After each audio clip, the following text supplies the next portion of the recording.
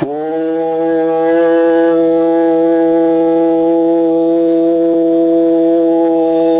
ஈஸ்வரா குருதேவா. அதற்கு தக்கவாறுதான் ஒரு மோட்டாரை இயக்குகின்றோம். அதை போன்று நாம் பூமி ஆரம்பத்திலே தான் உணவின் சத்துடன் எந்த அளவுக்கு காந்தத்தின் சக்தியை தனக்குள் எடுத்துக்கொண்டதோ, இது விண்ணிலே சுழற்சியாகும் போது இந்த உணர்வின் சக்தியுடைய நிலைகள் சூரியனிலிருந்து வரக்கூடிய அந்த விஷத்தின் ஆற்றல் வந்தாலும் இந்த பிரபஞ்சத்தில் அது ஓடி செல்லும் போதும், நட்சத்திரங்கள் இருக்கக்கூடிய கதிரியக்கமும் மற்ற கோள்கள் விஷத்தை கக்கும் போதும் இந்த விஷ அலைகளுடைய நிலையை கக்கிய பாதையிலே நமது பூமி ஊடுருவி செல்லும் போது இது சுழற்சியின் வேகத்தால் ஏற்படும் காந்த உற்பத்தியால் இது உராயும் தன்மை கொண்டு வெப்பமாக்கி அந்த விஷத்தின் சக்தி ஆவியாக இந்த பூமியை விட்டு அப்புறம் வீசப்பட்டு அதற்குள் இருக்கக்கூடிய விஷத்தின் சக்தியை நமது பூமி கலந்து கொள்கின்றது. அப்படி கலந்து கொண்டதனால்தான் நம்மளுக்கு பாதுகாப்பான நிலைகள் கொண்டு மனிதனாக உருப்பெறும் சக்தியை நாம் பெறுகின்றோம். ஆக இதுதான் இந்த ஓசான் தரை என்று சொல்லும் போது இது வெளிப்படுத்தி உண்டி தள்ளும் நிலையை சூரியனிலிருந்து வரக்கூடிய வெப்ப காந்தங்கள் அது கவர்ந்து இது தேங்கி நிற்கும் போது அந்த காந்தங்கள் வந்தோன்னு அது கலந்து கொள்கின்றது. அது குவிந்து அந்த வெப்ப காந்தங்கள் ஊடுருவி நம்ம பூமிக்கு வருவதற்கு முன் இதை அதை கவர்ந்து கொண்டவுடன் இதனுடைய சுழற்சி நேரத்தில் எதிர்த்து நிலைகள் கொண்டு அந்த வெப்ப அலைகள் திரை போன்று அது ஆவியலாக மயங்குகின்றது. இப்ப நமது பூமியுடைய நிலைகள் உந்தி இது ஆவியான நிலைகள் வெளிப்படும் போது மேகங்களாக மேலே சுழன்று இருப்பது போன்று இயக்கமற்ற நிலைகள் இது பூமியுடைய நிலைகள் வெப்பங்கள் காந்தங்கள் ஆக்கப்படும் போது அந்த ஆவியின் தொடர்பிலே இருக்கின்றது. ஏனென்றால் இதெல்லாம் அந்த விஞ்ஞானிகள் சொன்னது இந்த விஞ்ஞானிகள் கண்டுகொள்வது என்றால் மிக மிக கடினம் இது. இன்று கண்டுணர்ந்து ஒரு அணியின் தன்மை பலந்து பார்ப்பதனாலே இவங்க அழிச்சுப்பட்டார். ஒரு அணுவின் முழுமையாக இன்னமும் அளந்து பார்க்கப்படும் இந்த அணு இயக்கம் எங்கிருந்து வந்தது என்று கண்டுணர்வதற்கு ஆயிரத்தார் விஞ்ஞானியும் தன் உணர்வின் எண்ணத்தை அண்டத்திலே பாய்ச்சி அந்த உணர்வின் ஆற்றலை தன் உணர்வுக்குள் அறிந்துணர்ந்து அதை செயலாக்கும் ஆற்றல் பெற்றவன் ரிஷி. அவன் எடுத்துக்கொண்டு அந்த உணர்வின் ஆற்றலை எவர் ஒருவர் பெறுகின்றரோ அந்த உணர்வின் ஆற்றலைத்தான் நாம் காண முடியும். நாம் ஜீவத்தை இருந்து குண்டலினை தட்டி இழுத்து குண்டி கட்டிக்குள் நாம் குதிரை ஓட்டுவது அல்ல. நாம் எடுத்துக்கொண்ட உணர்வின் தன்மை நாம் எலும்பு கூட்டுக்குள் ஊழாக இருக்கின்றது. ஊழ் வினை என்பது நாம் வடித்துக்கொண்ட அனைத்துமே சிவமாகி எடுத்துக்கொண்ட உணர்வின் எந்த மனித எண்ணங்களோ இந்த உணர்வின் தன்மை நம்ம எலும்புக்குள் ஊனாக இருந்துதான் ஊழ் வினை என்பது. இந்த ஊழ்வினை என்ற இந்த நிலைகள் எலும்புக்குள் அது இருந்து அது வடித்துக் கொள்கின்றது. நாம் எதையெல்லாம் நாம் கேட்பிலே பதிவு செய்கின்றோமோ இதை போன்ற நாம் எண்ணி உணர்வின் ரசத்தை அது வடித்து வைத்து நமக்குள் அது பதிவு செய்து மேக்னெட் இதற்குள் நாம் பதிவு செய்த நிலைகள் கொண்டு எப்படி டேப்பிலே பதிவு செய்யறோமோ இதை போன்று நம் நினைவலைகளை நம் உடல் எதையெல்லாம் எடுத்துக்கொண்டோமோ சும்மா இருந்தாலும் வேப்ப மரம் எப்படி தன் கசப்பின் தன்மை தனக்குள் கவர்ந்து எடுத்துக்கொள்கின்றதோ எத்தனை வகையான சத்தை சேர்த்து ஒரு கசப்பின் உணர்வு சத்தாக வேப்ப மரம் கலந்திருக்கின்றதோ அதை போன்றுதான் நாம் மனிதனுடைய நிலைகள் எந்த குணத்தின் தன்மை நாம் எடுத்திருக்கின்றோமோ எடுத்துக்கொள்ளும். அப்ப காற்றிலிருந்து தன் இனத்தை பிரித்து தனது ஆத்மாவை தன் ஓசான் தரை பூமி எப்படி தன் ஓசான் தரை அமைக்கின்றதோ எந்த குணத்தின் வடிவின் தன்மையை நமக்குள் இருக்கின்ற இது ஓசான் தரை. எந்த குணத்தை உங்களுடன் கலக்கப்பட்டு ஒரு குழம்பிலே காரத்தை கலந்தால் எப்படி நமக்குள் சேர்த்துக்கொண்ட குணத்தின் அமைத்துக் கொண்டு இந்த உணவின் தன்மை தன் பாதுகாப்பின் நிலைகள் ஞானத்தை பேசும். ஒரு அன்பையும் பண்பையும் வைத்திருக்கூடிய நிலைகள் விகார தோற்றம் உள்ளவருடைய உணர்வின் தன்மையும் தான் பதிவு செய்து கொண்டதை அழைத்து தனது ஆத்மாவாக இது திரையாக தனக்கு பாதுகாப்பா இருக்கின்றது. ஞாபகத்தில் வைத்துக் கொள்ளும் ஒவ்வொன்றும் தனதுடைய பாதுகாப்பின் தன்மையிலே அதை வைத்துக் கொண்டிருக்கின்றது என்றால் இதை போன்று அது ஓசான் தரையாக வைத்து அது வருவதையெல்லாம் அடுக்கி விஷத்தின் தன்மை அங்கு அடக்கும் போதுதான் பூமியில் இங்கே மனிதர்கள் உருவாக்க முடிகின்றது. இதை போன்ற வியாழனோ புதனோ மற்ற கோஷினி ஆற்றல்களிலே அதை எடுத்துக்கொண்ட காந்த சக்தியின் தன்மை கம்மி. இப்ப நாம் எப்படி ஒரு மோட்டாருக்கு காந்தத்தின் நிலைகள் இதாகின்றதோ இதை போன்றுதான் அதை கம்மியா அறுக்கப்படும் போது அந்த கம்மியான சக்தியின் தன்மை கொண்டு அதை இழுத்து தான் எடுத்துக்கொண்ட சக்தியை அது செயலாக்கக்கூடிய திறன் இழந்து அந்த விஷத்தின் தன்மைகள் அதிகமாக இங்கு கூடுகின்றது. அதனால அந்த கோள்களின் வளர்ச்சியின் தன்மையும் கம்மி.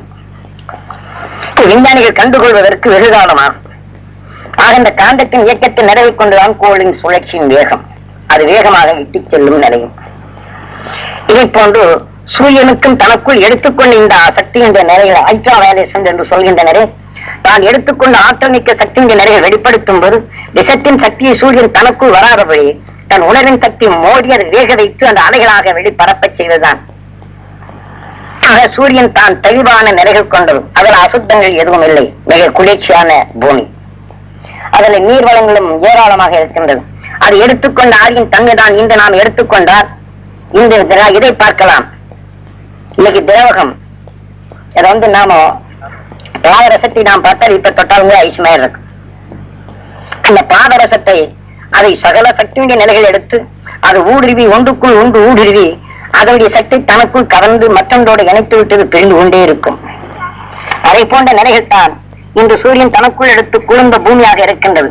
அது வெளிப்படுத்தும் நிலைகள் மற்ற பொருளுடன் மோதிய உடனே அது வேகமான நிலைகள், அது வெப்பமாகி அந்த வெப்ப அலைகளே பல நிலைகளுக்கு ஆகி இதை போன்ற மற்ற உணர்வுகளுக்கு தக்கவாறு அந்த அணுக்கள் சேர்க்கும் செயலுடைய தன்மைக்கு தக்கவான அந்த வெப்பத்தின் தன்மைகள் இருக்கும். நமது பூமியை எடுத்துக்கொண்டாலும் மற்ற கோள்கள் வந்து வெளிப்படும் அலைகள் மூல சூரியனுடைய காந்த அலைகள் என்பது இதெல்லாம் பாதரசத்தின் சம்பந்தப்பட்டது. ஆனால் அந்த அலைகளுடைய தன்மைகள் மோதும்போது எந்த கோளின் ஆற்றல் இருக்குதோ அந்த கோளுக்கு தக்கவாறு இது பட்டவுடன் இங்க வெப்பத்தின் அலைகளை பார்க்கலாம். ஏன்னா நான் நினைக்கின்ற ஒரு ஜூடு பூமி பக்கத்தில் வந்துருச்சு, அதனால ஜூடு. எத்தனை கோடி மைல் இருந்தாலும் ஒரு சீரான ஜூடு தான். இதை விஞ்ஞானிகள் அவர் கண்டுகொள்வதற்கு இந்த வெகு காலமாகும். அங்கே இருக்கக்கூடிய இந்த பாதரசத்தின் தன்மையும் மற்ற கோள்களின் தன்மை பூமி கலந்து தனக்குள் வரும்போது இந்த வெப்பக்காந்த அலைகளுடைய நிலைகள் சேருவதற்கு தக்கவாறுதான் இது ஒன்றுடன் ஒன்று மோதி நீராக ஆவியாக மாற்ற செய்யக்கூடிய சந்தர்ப்பமும் அதை போன்று நாம் எடுத்துக்கொண்ட அந்த உணர்வின் சக்தி நிலைகள் கொண்டுதான் ஒவ்வொரு நிலைகளும் ஏற்படுகின்றது.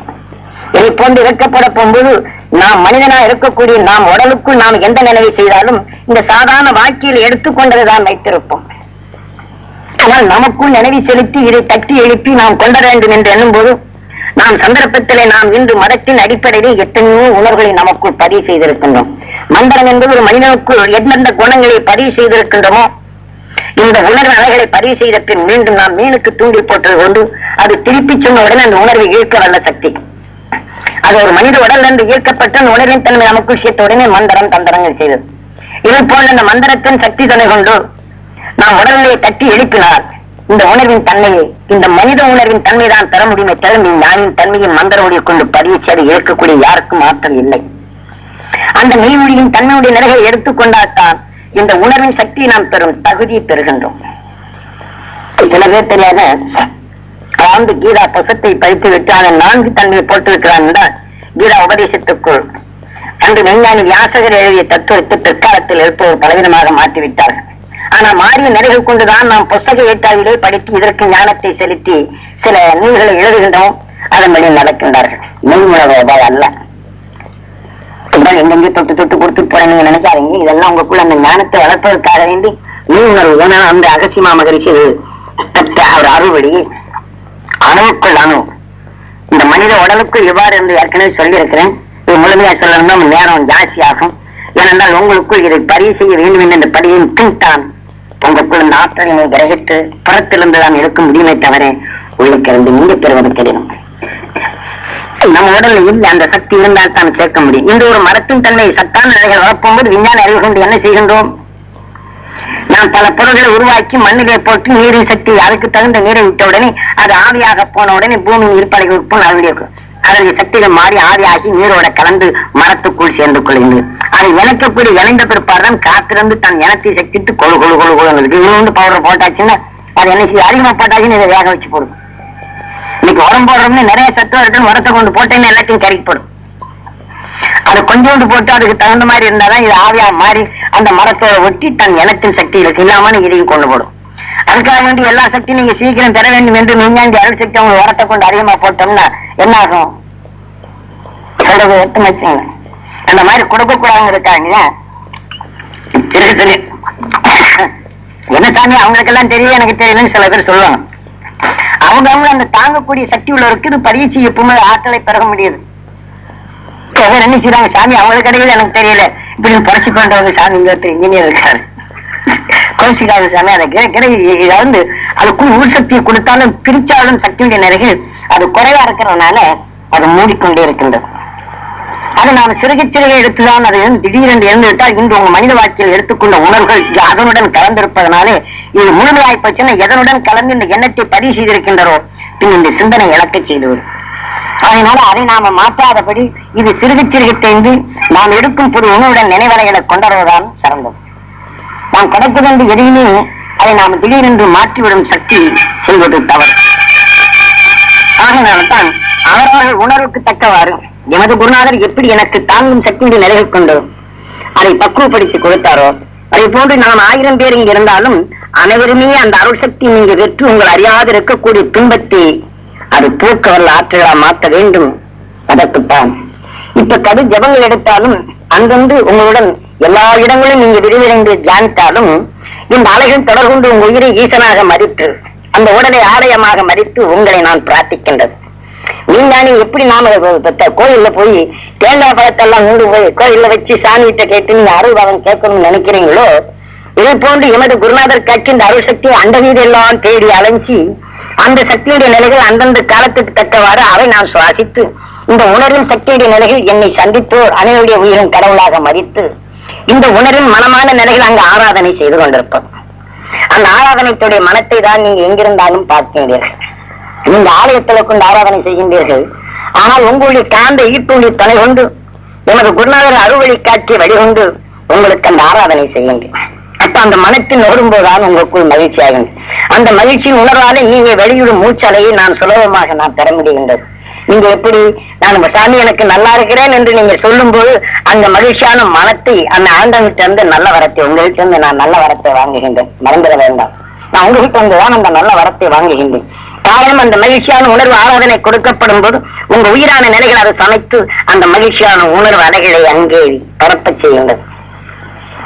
அதை நான் பெறுகின்றேன். நான் உங்களிடம் இருந்து நான் சக்தி பெறுகின்றேன். ஏனென்றால் இன்னைக்கு கடும் விஷத்தினுடைய நிலைகள் இருந்தாலும் நீங்க சமைத்துக் கொண்ட நிலையை கொண்டு உங்களை இயக்கும் உயிரான ஈசனிடம் இது ஆராதனை செய்கின்றேன். நீங்க கனிவர்க்கங்களை கோயில் கொடுத்து போட்டு அர்ஜனை பண்ணி ஆண்டவனுக்கு அங்க போய் அனுப்பி காசு கொடுத்தவன விலைக்கு வாங்கி தரல. உங்ககிட்ட ஒவ்வொரு நிமிஷமும் எமது குருநாதர் காட்சி அறுவழி கொண்டு பேரண்டத்தில் அடங்கி திறந்து உணர்வின் எண்ணத்தை பாய்ச்சி அந்த நறுமணமான நிலையும் அந்த மகிழ்ச்சி ஊட்டும் உணர்வின் தன்மையும் அது சுவாசிச்சு அது இங்கே உணர்வுகள் உங்களுக்கு கிடைக்க வேண்டும் என்ற இயக்கத்துடன் பிரார்த்தித்துக் கொண்டிருக்கின்றேன். என்னுடைய பிரார்த்தனை அதுதான். ஆக இந்த நிலைகள் கொண்டு இந்த மனத்தை உங்களுக்குள் செலுத்திக் கொண்டிருக்கின்றேன். ஆனால் உங்க மகிழ்ச்சியான எண்ணங்கள் உங்களை துன்புறுத்திக் கொண்டிருக்கின்ற உணர்வின் தன்மையை அதை இன்புறச் செய்வதற்கு, ஏனென்றால் உயிரான கடவுள் அதனை சிருஷ்டித்த ஆலயம் அது. அங்கு படும் அசத்தத்தினுடைய நெடுகள் தாங்காது அந்த உணர்வின் அருகத்தான் நமக்குள் நல்ல செயல்படுத்தும் இந்த தெய்வ குணத்தின் தன்மையுடைய நிலைகள் மங்குகின்றது.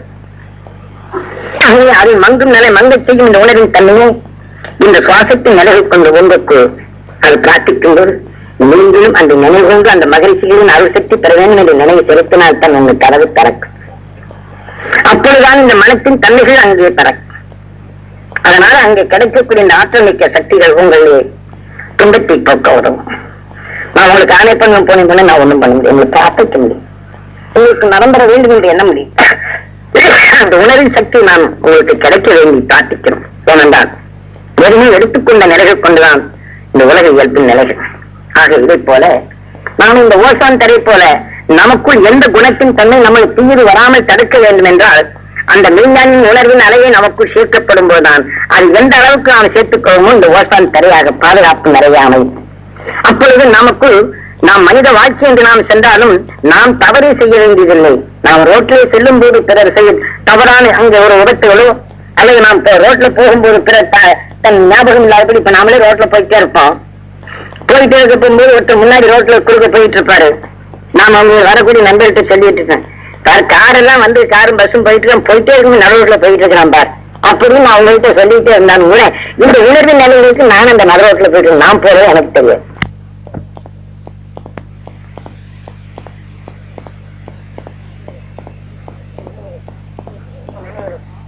இந்த நினைவு இருக்கு. அப்ப நம்ம பக்கத்தில் பேச அதுக்கப்புறம் தான் நான் உணர முடிகின்றது. இப்போ இந்த உணர்வு நிலைகளை பின்னணி வராதபடி தடுத்துக் கொள்வதற்குள்ளான ஆற்றலை நமக்கு அந்த சக்தி இல்லை. ஏனென்றால் இந்த விஷத்தின் அலைகள் கொண்டு எதிரை சொல்லியிருந்தோம் தேர் கொட்டிவிட்டால் கடுகடன் இருக்கும். நீங்க எந்த நினைவை எடுத்து கொடுத்து ஏதாவது வேலை இப்போ இருக்காங்க அந்த சமயத்தை விஜய வேலை அங்க போயிடுச்சு, இன்னைக்கு தயாரி போச்சு, என்ன போச்சு அந்த நினைவு அதிகமா இருக்கும்.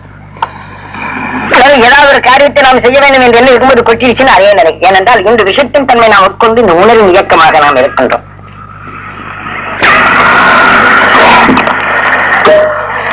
அதனாலே இதை போன்ற இந்த சக்தியின் தன்மையுடைய நிலைகளை அந்த மெய்ஞானின் அருள் சக்தி உங்களுக்கு கிடைக்க வேண்டும் என்று உங்களுக்கு பாதுகாப்பான நிலைகள் கிடைக்க வேண்டும். அந்த உணர்வு சக்தி உங்களுக்குள் விளைய வேண்டும். அந்த அலைகள் உங்களுக்கு பாதுகாப்பாக கொடுக்க வேண்டும். உங்களை ஈசனாக மதிக்கும் போது உங்களுக்குள் இருக்கக்கூடிய உணர்வு எனக்கு அந்த அருள் பாக்கியம் உங்களிடம் என்று கிடைக்க முடியும்.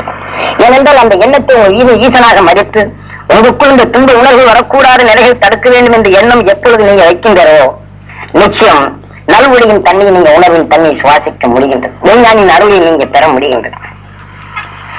இதை போன்று இந்த நல்ல உணர்வின் தன்மை உங்களுக்கு பாதுகாப்பாக கொண்டு வருவதற்கு இப்போன்றுதான் சூரியனுடைய சக்தியும் அது மிக கடினமான உணர்வலைகள் அது பதிய செய்வாறு வீச்சும் போதுதான் அந்த விஷத்தின் தன்மை பலவாறு சேரப்பட்டு இன்று பெரும் பெரும் கூழாங்கல் அகர்ந்து கூழாங்கல்களை போன்று காந்த அலைகள் கம்மியானது ஒன்று போல திரண்டு இன்னைக்கு பிரபஞ்சத்துக்குள் பெரும் பெரும் பாறைகளாக இருக்கின்றது.